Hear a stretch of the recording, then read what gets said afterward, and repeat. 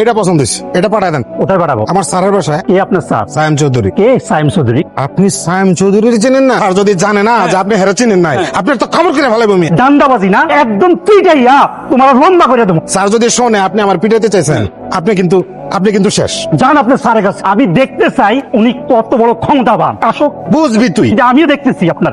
আপনি আপনার জমরে টাকাইছেন কিন্তু, আইলেই দেখবেন। এই জায়গায় তোর কেডা আইতো কিসে? তোর লেগে এখানে আইতো আমার। ওই তোর আটকাইছে কেডা আটকাইছে? আমি আটকাছি। আপনার অনেক সাহস, বিশাল বড় কলজা আপনার। আমি কে এটা আপনি চিনেন না? ফোন লাগান। জি স্যার, কাকে ফোন লাগাবো? আপনার মামা স্বরাষ্ট্রমন্ত্রীকে নাকি আপনার চাচা ভূমি মন্ত্রীকে নাকি স্যার ডিআইজি সাহেবকে ফোন লাগাবো?